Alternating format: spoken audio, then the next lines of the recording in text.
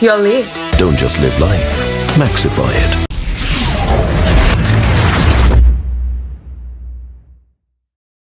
Two T20 has done, one left. Tuesday is the match day. Let's kind of quickly wrap up by looking ahead to that match. Boria, coming to you first. I want to pick on you a bit because you said that you don't want Smriti to score 2 fours in the first over and first 5 overs and then get out. I think she read just the first part. She heard the first part and she didn't score any, didn't hit 2 fours. She hit 1 and was out. So what corrective measures you'd like to see India make going ahead to Very disappointing. Very disappointing for her. I mean, and if you see that ball, that was a wide. You chased that wild one and you got out. Again, you're not putting a price on your wicket. Somehow, somewhere, somebody needs to talk to her and say she's a very, very talented lady. I mean, perhaps one of the best in the world. You cannot just do that. What is talent without performance? It's nothing. I can be extremely talented, but I don't deliver. So then, what is the talent for? Third T20I, I keep saying this. The third T20I, if somebody comes and tells you it's a dead rubber, that person's a fool. This is international cricket. Every match matters. You're going out there and playing for India. Think about 3-0 and think about 2-1. What here's nice, what looks nice. So go give your best. You've come close today. So you know you can push South Africa. You know you lost the toss. There was due. So things were against you, right? So even after that, you pushed South Africa. You know there were 20 mistakes that you made. It's basic mistakes which you could have rectified and you could have won the game. So you know in your heart of hearts, you're good enough to win. Now you do that, right? Because this series has been momentum lost for women's cricket. And I'm putting it very bluntly. And the BCCI is not to blame. The girls are to blame. The management is to blame. The selectors are to blame. First blame is to the selectors. They mucked up. They completely messed up. Number 2, the team management, batting order, changes. Number 3, basics. So you've got to get it back. Indian women's cricket has enormous potential. We played 2 finals, better than the men in the last 4 years. So God damn it, get it back. Get it back as soon as possible. Because you know what happens, Sudarshan? You had 20 crores for sponsorship in the Women's Challenge. Winning builds momentum. Winning builds, corporate support. BCCI, you, me, shows, Women's Cricket Zone, people watching, Claire from South Africa talking, Archana joining in. All of a sudden, there's flavor. And when the men are winning, and I'm sorry to say this, when the men are winning and the women are not, it is momentum lost. People will compare. Arey yaar, kyun dekhe? Go check social media. The moment I keep doing women's cricket shows, there will be some idiots who will come and say, "Arey, kyun kar rahe hain aap? Arey, har din karunga." That's a different matter. But it is important that you make a statement by winning games, right? Because this is a sport we love with our heart. So I would absolutely want things to fall in place so that the game goes forward. India need to avoid that 3-0 whitewash at home, but you know what? The Deepti Sharma run out to dismiss Sunil, I thought she's got her mojo back. She'd probably turn herself, get into the groove and stuff like that. But Archana, do you see, first of all, making her do you see her in the 11, the third T20I, and what's your forecast or prediction for the third game in terms of team changes or the strategies that India needs to do? Go ahead. If I see Harman coming back to the side, I think Dipti may lose her spot, because and it will be quite valid also. Like you're not delivering your performance, so it's really hard for the captain, to keep you in the side. And also there is one thing that I want to mention about Dipti is like Sir said, the lockdown stuff. It's actually showing in her fitness, like slow. You say she's being slow, she's being not that penetrative in her bowling, which is actually true.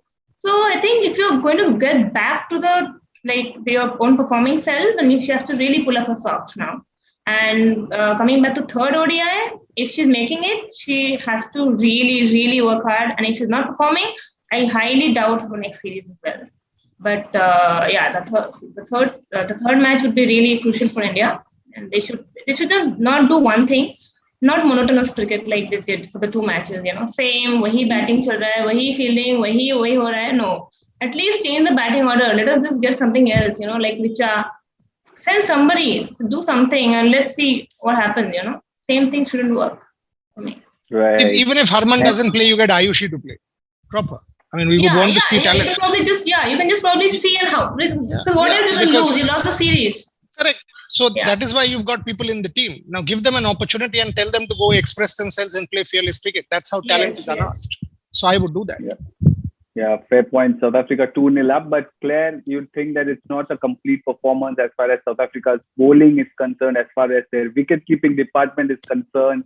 Lots of problems. I mean, not lots of, but there are issues there. But remember, the batting is at an all-time high. They've chased a 270 target in the ODIs, now a 161 in T20Is. Your thoughts for looking at the third T20I? Yeah, look, I mean, I really want, I said in the, in our pre-match show that I want South Africa to go for the jugular and really sort of put a lot of pressure on India. And I think they must take that same thing and put it into the third T20. Can you imagine South Africa winning a T20 series in India 3-0? I mean, it would just be fantastic for the girls.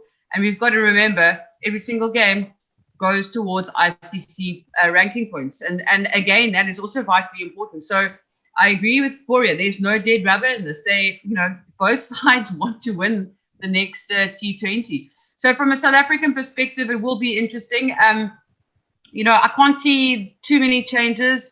Hopefully, maybe if Marizanne Kapp is well, I would like to see her come back into the team because I'd just like to see what the balance looks like with her back into the side. We've got it. We keep forgetting. We've got two core players also still out. Danae's not there. Chloe Tyron's not there. They would fit perfectly into the T20. So I think it's important for Marizanne to come back in and just find a little bit of form in the T20s and make sure she's feeling comfortable and finding her groove. My pick would then be to say, leave Nadine de Klerk out, give her a rest. She hasn't been fantastic in the T20 series. She's there and thereabouts. So, if you're really trying to work on what your first 11 would be, she might not be in there now, also based on a second performance that's probably a little bit below par. I think they might give Shangazi a run in the third T20, maybe change up Mlaba, put in Shangazi, and I think that would be a great thing to do. To put a little bit of give Shangazi an opportunity. We saw they did that against Pakistan, and it worked really well. And she is a youngster, and she needs to start finding her feet. So it's not a case that it's she wouldn't be able to perform, but it's important that she gets a run. So those would probably be the two changes that they may make. I'm not quite sure on Trisha Chetty's injury, whether she's back up to full fitness. Even if she is, I think Sonali Jafta needs another game. She needs to sort it out. And we know she's a good keeper, and we've seen it even in the Pakistan series, in the ODIs that Sonali played now in India. She's had two bad games, and sometimes as a wicketkeeper, you just need to find your mojo back a little bit. And maybe she does that in the third T20, and then she just gets that confidence back. Right then, 2 T20s done. South Africa have the series in their pockets. One match to go. Tuesday, 7 p.m. IST, which is 3:30 in South Africa time. The first ball will be bowled for the final game on this tour. We, of course, will keep you company half an hour before that as well. It's time for me to say thank you to the ABC, Archana, Boria, and Claire. Thanks for joining us today.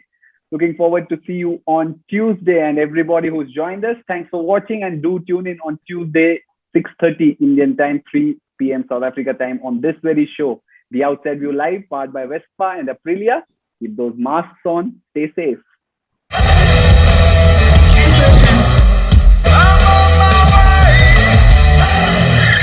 You're late. Don't just live life, maxify it.